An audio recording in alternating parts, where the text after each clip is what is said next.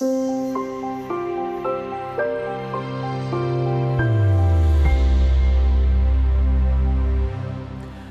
speaking, there are three different types of fund you can invest in: active funds, passive funds, and funds that give you exposure to specific risk factors, also known as factor funds. Now, the evidence is pretty clear that paying for actively managed funds is not worth it. Some investors choose instead to invest entirely in low-cost index funds, in other words, funds that track the whole market. But for those who are willing to accept more volatility, there is a case for trying to beat the market using factor funds.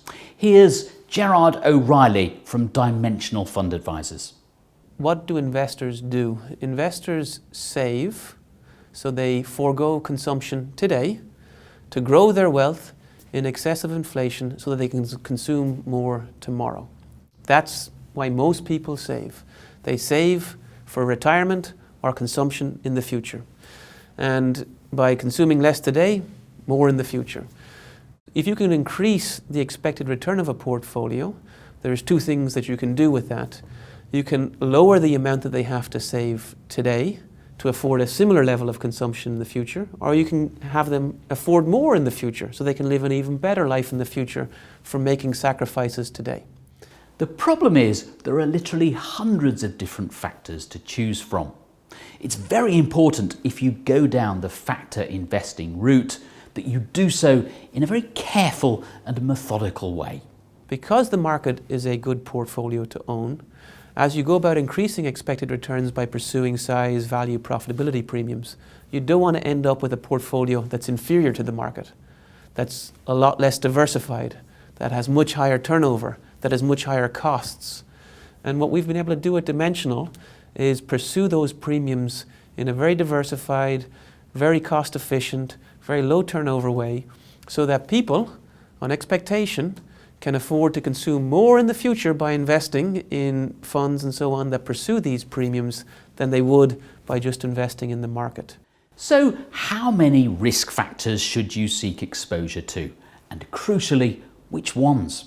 You really have to examine what each new variable brings to the table. Does it improve your understanding of expected returns, and in particular differences in expected returns across stocks? And does that enhanced understanding allow you to build a better portfolio?